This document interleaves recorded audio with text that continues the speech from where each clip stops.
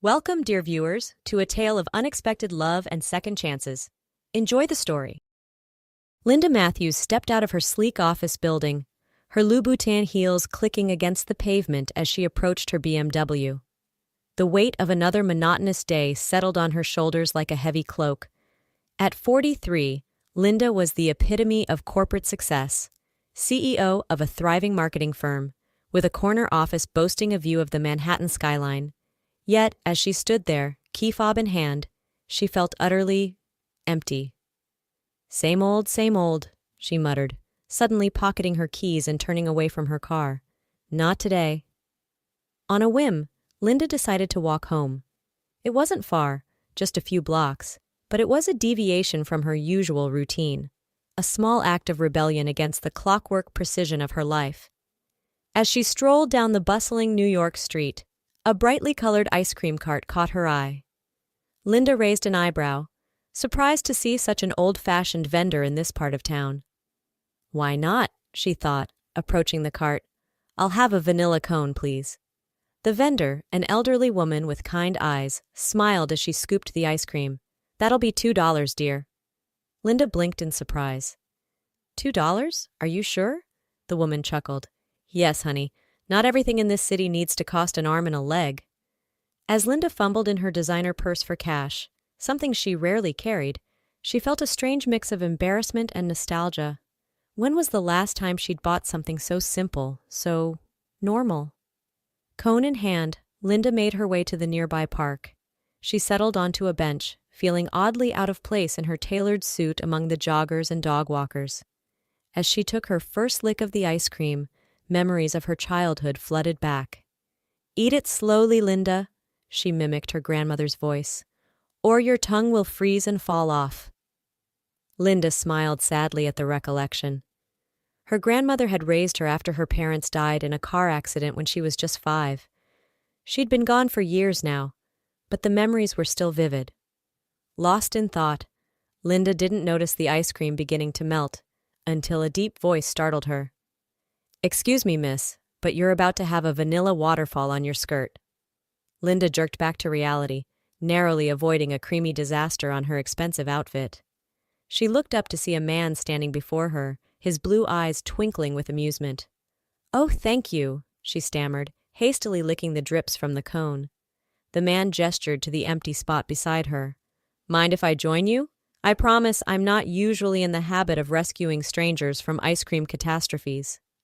Linda found herself nodding, intrigued by this handsome stranger who'd appeared out of nowhere. He settled beside her, his casual jeans and t-shirt a stark contrast to her polished appearance. I'm Paul, he said, extending his hand. Paul Rogers. Linda Matthews, she replied, shaking his hand and feeling an unexpected spark at his touch. So, Linda Matthews, Paul grinned, what brings a woman in a power suit to a park bench with a $2 ice cream cone? Linda laughed, surprised at how easy it felt. Would you believe a midlife crisis? As they talked, Linda found herself opening up to Paul in a way she hadn't with anyone in years. There was something about his easygoing nature and genuine interest that made her feel seen. Before she knew it, the sun was setting and her ice cream was long gone. Oh my, Linda exclaimed, glancing at her watch. I can't believe how late it's gotten. Paul stood, offering his hand to help her up. Time flies when you're having fun, doesn't it? Listen, Linda, I know this might seem forward, but would you like to have dinner with me tomorrow night? Linda hesitated. It had been years since she'd been on a date, and the thought both thrilled and terrified her. But as she looked into Paul's warm eyes, she found herself nodding. Yes, she said, surprised at her own boldness. I'd like that very much. As they exchanged numbers and said their goodbyes, Linda felt a flutter of excitement in her chest. For the first time in years, she was looking forward to tomorrow. 2 months flew by in a whirlwind of romantic dinners, long walks in the park, and conversations that lasted until the wee hours of the morning. Linda felt like a teenager again, giddy with the excitement of new love. One evening, as they strolled hand in hand through Central Park, Paul suddenly stopped, turning to face Linda with an intensity that made her breath catch. Linda, he began, his voice trembling slightly. These past 2 months have been the happiest of my life. I know it might seem fast, but I love you. Will you marry me? Linda's heart soared even as her practical mind raced. It was fast, incredibly fast. But at 43, hadn't she waited long enough for happiness? Yes, she breathed, throwing her arms around Paul's neck. Yes, I'll marry you. As Paul slipped a modest but beautiful ring onto her finger, Linda felt tears of joy welling up in her eyes. But along with the happiness came a flicker of fear. There was still so much they didn't know about each other. Later that night, as they sat on Linda's plush sofa, champagne glasses in hand, Linda decided it was time for some honest conversation. Paul, she began hesitantly, there's something I need to tell you. I can't have children. I found out last year when I looked into fertility treatments. The doctor said it's not possible for me. She held her breath, waiting for his reaction. To her surprise, Paul simply squeezed her hand and smiled softly. Linda, I love you for who you are, not for the children you might give me. We can always adopt if we decide we want kids later on. Relief washed over Linda, but she wasn't finished. There's more. I'm not great with people, especially children. They make me uncomfortable. I've built my life around my work, and I'm not sure how good I'll be at being a wife. I'm set in my ways, Paul. I like my space, my routines. Are you sure you want to sign up for that? Paul listened attentively, his expression thoughtful. I appreciate your honesty, Linda. I know it's not easy to be vulnerable like this. I want you to know that I love all of you. Your strengths, your quirks, everything. We'll figure out the rest together, okay? Linda nodded, feeling a weight lift from her shoulders. As Paul pulled her into a tender embrace, she allowed herself to believe that maybe, just maybe, happily ever after, was possible after all. 3 weeks before the wedding, Linda was in full planning mode. She'd thrown herself into the preparations with the same intensity she applied to her business dealings. Everything had to be perfect. She was pacing her living room, phone in hand, when she realized Paul was late for their appointment with the tailor. Where is he? She muttered, checking her watch for the 10th time. He knows how important this is. Just as she was about to call him again, her phone rang. Her heart leapt when she saw Paul's name on the screen. Paul, where are you? We're going to be late. Ma'am? An unfamiliar voice interrupted. Is this Linda Matthews? Linda's blood ran cold. Yes, this is she. Who is this? Where's Paul? Ma'am, I'm Officer Johnson with the NYPD. I'm afraid Mr. Rogers has been in a car accident. He's been taken to Mount Sinai Hospital. His condition is serious but stable. The world seemed to tilt on its axis as Linda struggled to process the information. I'll be right there, she managed to say before hanging up. The drive to the hospital was a blur. Linda's mind raced with worst-case scenarios, each more terrifying than the last. By the time she reached the emergency room, she was nearly hysterical. Please, she begged the nurse at the desk. I need to see Paul Rogers. I'm his fiancé. After what felt like an eternity of waiting and answering questions, a doctor finally approached her. Miss Matthews? Mr. Rogers is out of surgery. He has a concussion and some broken ribs, but he's going to be okay. He's still under anesthesia, but you can see him briefly if you'd like. Linda nodded gratefully, following the doctor to Paul's room. Her heart clenched at the sight of him, pale and bruised, hooked up to various machines. She took his hand gently, mindful of the IV. Oh, Paul, she whispered, tears streaming down her face. I'm here, darling. You're going to be all right. Suddenly, Paul's fingers twitched in hers. His eyelids fluttered, and he mumbled something incoherent. Linda leaned closer. What is it, Paul? I'm here. Emma, Paul murmured, his voice thick with medication. Don't worry, baby. Daddy's coming home soon. Linda froze, her blood turning to ice in her veins. Emma? Daddy? What was Paul talking about? Before she could process this bombshell, a nurse gently ushered her out of the room, explaining that Paul needed rest. In a daze, Linda made her way to the hospital cafeteria. She collapsed into a chair, her mind reeling. Who was Emma? Did Paul have a child he'd never told her about? And if so, what else had he been hiding? As the shock wore off, anger began to set in. How could Paul have kept something so important from her, Didn't she deserve to know if she was marrying a man with a child? Determined to get answers, Linda pulled out her phone and dialed the number of Paul's best friend, Mark. "Linda, is everything okay?" Mark's voice was cautious. "No, Mark, everything is not okay," Linda snapped. "Paul's been in an accident and he just called out for someone named Emma. He called himself Daddy. What's going on?" There was a long pause on the other end of the line. Finally, Mark sighed heavily. "I think you'd better come over, Linda. There's something you need to know." Linda's hand shook as she knocked on Mark's door. Part of her wanted to run away, to pretend she'd never heard Paul's delirious words, but she knew she couldn't. She had to face whatever truth was waiting for her. Mark opened the door, his face grave. "Come in, Linda. I'm so sorry you had to find out this way." As Linda settled onto Mark's couch, he handed her a framed photograph. Linda's breath caught in her throat. It was Paul, smiling broadly, with a little girl perched on his shoulders. The child couldn't have been more than 5 or 6, with Paul's blue eyes and a mop of curly brown hair. "That's Emma," Mark said softly. "Paul's daughter." Linda stared at the photo, her mind struggling to reconcile this new information with the man she thought she knew. How old is she?" "She'll be 7 next month," Mark replied. "Paul's ex-wife left when Emma was just a baby. He's raised her on his own ever since." Linda's head snapped up. "His ex-wife? He was married before?" Mark nodded, looking uncomfortable.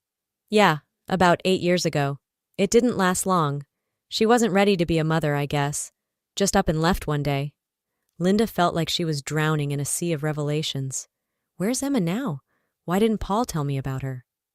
"She lives with Paul's mother in New Jersey," Mark explained. "As for why he didn't tell you, Linda, you have to understand. Paul was scared. He knew how you felt about kids, how focused you were on your career. He was afraid you'd reject him if you knew he came with a child." Linda stood up abruptly, anger flaring in her chest. "So he thought lying to me was a better option? We were going to get married, for God's sake. Did he think he could just keep his daughter a secret forever?" Mark held up his hands placatingly. "I know it's a shock, Linda, but Paul loves you. He was planning to tell you everything after the wedding. He wanted you to love him for who he is first, before complicating things with Emma." Linda laughed bitterly. "Complicating things? Is that what he thinks his daughter is? A complication?" She grabbed her purse and headed for the door. "I need to see her. I need to see Emma." "Linda, wait!" Mark called after her. "Paul's mother's address is in his phone. The passcode is Emma's birthday, 0517. Linda nodded curtly and left, her mind made up. She had to see this child, had to understand the life Paul had been hiding from her all this time. As she drove towards New Jersey, Linda's emotions swirled like a tempest. Anger at Paul's deception warred with fear of what this meant for their future. And underneath it all, a tiny voice whispered a truth she wasn't ready to face. That maybe, just maybe, she was more upset about being lied to than about the existence of Emma herself. Linda's GPS guided her to a small, well-kept house on a quiet suburban street. She sat in her car for several minutes, gathering her courage. Finally, taking a deep breath, she approached the front door and knocked. The door opened to reveal an older woman with Paul's kind blue eyes. "Can I help you?" she asked, her tone polite but wary. "Mrs. Rogers?" Linda's voice trembled slightly. "I'm Linda Matthews. I was engaged to your son, Paul." Recognition dawned in the older woman's eyes. "Oh, Linda, Paul's told me so much about you. Please come in and call me Margaret." As Linda stepped into the cozy living room, her eyes were immediately drawn to a small figure curled up on the couch, engrossed in a book. Margaret followed her gaze. "Emma, sweetheart, we have a visitor. This is Linda, your daddy's friend." The little girl looked up, and Linda felt her heart skip a beat. Emma was the spitting image of Paul, from her sparkling blue eyes to the dimple in her left cheek when she smiled. "Hi, Linda," Emma said shyly. "Are you the lady from Daddy's phone? He said you were pretty and he was right." Linda felt tears prick at her eyes. "It's nice to meet you, Emma. Your daddy's told me a lot about you, too." The lie felt bitter on her tongue, but she couldn't bring herself to shatter this child's world. Margaret ushered Linda to a seat and disappeared into the kitchen to make tea. Left alone with Emma, Linda felt a wave of panic. She'd never been good with children. What was she supposed to say? But Emma solved the problem for her. "Do you want to see my drawings?" she asked, already reaching for a sketchbook. For the next hour, Linda found herself drawn into Emma's world. The little girl chattered away, showing Linda her artwork, her favorite toys, and even performing an impromptu dance routine. To her surprise, Linda found herself laughing and asking questions, genuinely interested in this precocious child.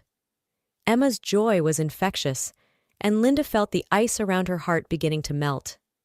As Emma ran upstairs to fetch her super special art project, Margaret returned with a fresh pot of tea.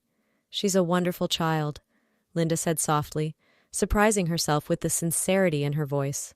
Margaret nodded, her eyes filled with love. "She is. Paul's done an amazing job with her, considering, well, everything." Linda's curiosity got the better of her.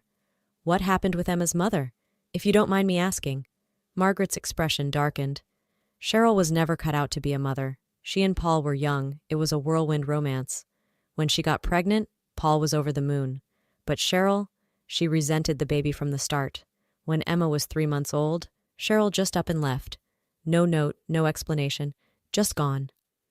Linda felt a surge of anger towards this woman she'd never met. How could anyone abandon their child like that? Margaret shrugged sadly. "I'll never understand it myself. But Paul, he stepped up in ways I never imagined. He became both mother and father to Emma.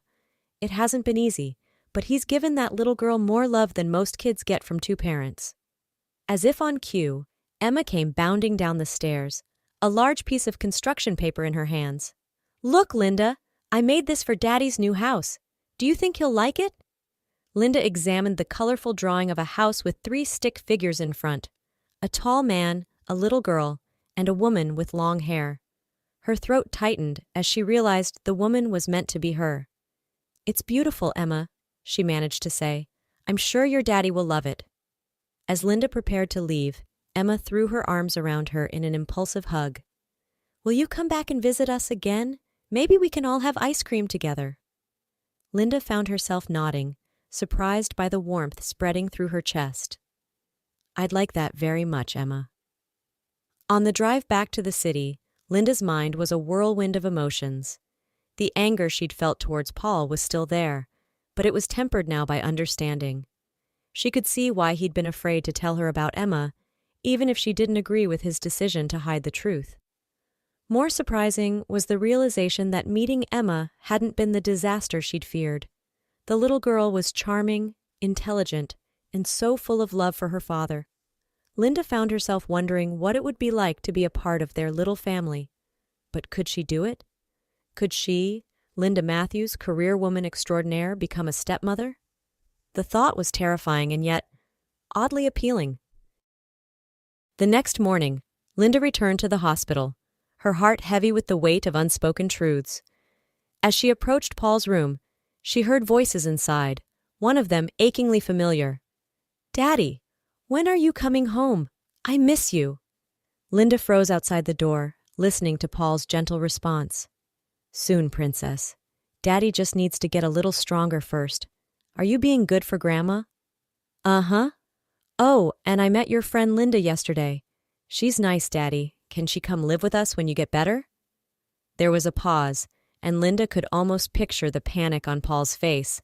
"Emma, sweetie, it's complicated. Linda and we need to talk about some grown-up things first." Unable to eavesdrop any longer, Linda knocked softly and entered the room. Paul's face paled when he saw her, while Emma's lit up with excitement. "Linda, you came to visit Daddy too?" Linda managed a smile for the little girl. "I did, Emma. Would you mind giving your daddy and me a few minutes to talk? I think your grandma is waiting in the cafeteria with some ice cream." Once Emma had bounced out of the room, an uncomfortable silence fell between Paul and Linda. Finally, Paul spoke, his voice barely above a whisper. "You know," it wasn't a question, but Linda nodded anyway. "Yes, I know. Paul, how could you keep this from me? We were going to get married, for heaven's sake." Paul's eyes filled with tears. "I'm so sorry, Linda. I wanted to tell you, I really did. But every time I tried, I was so afraid of losing you. I know how you feel about kids, about family commitments. I thought if you got to know me first, if you fell in love with me, maybe I'd be more willing to accept a ready-made family." Linda finished for him, her tone sharp. "Did you really think so little of me, Paul? Did you think I was so shallow that I'd reject you just because you have a child?" Paul reached for her hand, but Linda pulled away. "No, Linda, it wasn't like that. I've been hurt before. When Emma's mother left, it nearly destroyed me. The thought of opening my heart again, of risking rejection not just for me but for Emma too. I was a coward, Linda. I know that now." Linda sank into the chair beside his bed, suddenly exhausted. "I met her, you know. Emma. She's wonderful, Paul. She's smart and funny and so full of life. How could you ever think I wouldn't love her?" Paul's eyes widened in surprise. You love her?" Linda paused, realizing the truth of her own words. "I think I do. It's crazy, isn't it? I've always been terrified of children, of the mess and the noise and the responsibility, but Emma, she's different. Special." A tentative smile spread across Paul's face. "She is special. Linda, I'm so sorry I didn't trust you with the truth. Can you ever forgive me?" Linda took a deep breath, searching her heart for the answer. "I don't know, Paul. You hurt me deeply. You made me question everything I thought I knew about our relationship. But, Paul prompted, hope shining in his eyes. "But I love you," Linda admitted. "And I think I might love your daughter too. I'm not saying it will be easy, and we have a lot of work to do to rebuild trust. But if you're willing to try, so am I." Paul reached for her hand again, and this time, Linda let him take it. "I love you, Linda. You and Emma, you're my whole world. Whatever it takes, I'll make this right. I promise." Just then, Emma burst back into the room, her face smeared with chocolate ice cream. "Daddy, Linda, guess what? Grandma says we can all have a movie night when you come home. Can we watch Frozen? Please?" As Paul and Linda exchanged amused glances, Linda felt a warmth spread through her chest.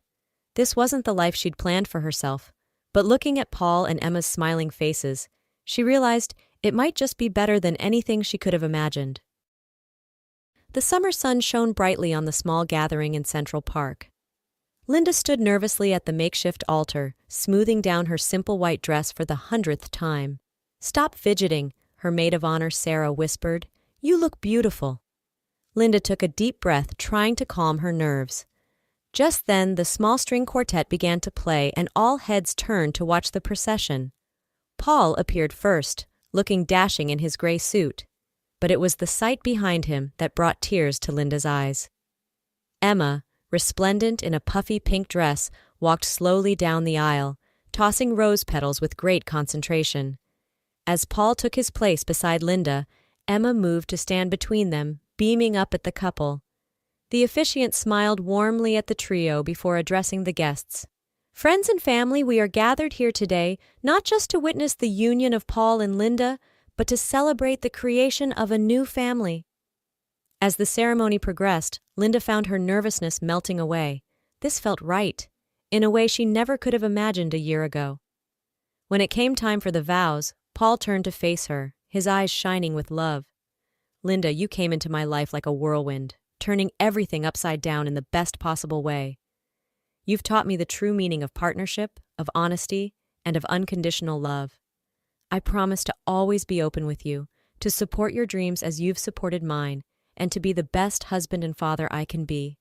I love you, now and always." Linda blinked back tears as she began her own vows. "Paul, this past year has been a journey I never expected to take. You and Emma have shown me that there's more to life than boardrooms and bottom lines. You've opened my heart in ways I never thought possible. I promise to be your partner in all things, to love Emma as my own, and to always make time for family ice cream nights." There was a ripple of laughter from the guests at this last part, an inside joke that had become a staple in their household. After exchanging rings, the officiant had one last surprise. "And now, I believe Miss Emma has something she'd like to say." Emma stepped forward, clutching a piece of paper in her hands. Her voice was clear and strong as she read, "Dear Linda, thank you for loving me and my daddy. Thank you for reading me bedtime stories and helping me with my homework and making the best pancakes ever. I'm really happy you're going to be my mom now. I love you." There wasn't a dry eye in the gathering as Linda knelt down and embraced Emma, whispering, "I love you too, sweetheart. So very much." As the newlyweds made their way back down the aisle, hand in hand with Emma between them, Linda marveled at the twists and turns her life had taken. From a chance encounter over melting ice cream to this moment of pure joy, she had found a love and a family she never knew she wanted. Life wouldn't always be easy. There would be challenges and disagreements, moments of doubt and frustration. But looking at Paul and Emma, Linda knew that together they could face anything. This was her happily ever after, messy and beautiful and real. As they reached the end of the aisle, Paul leaned in close and whispered, "So, Mrs. Rogers, ready for our next adventure?" Linda smiled, squeezing his hand in Emma's. "Absolutely. Bring it on." And with that, they stepped forward into their new life together, a family united by love, trust, and the occasional scoop of ice cream.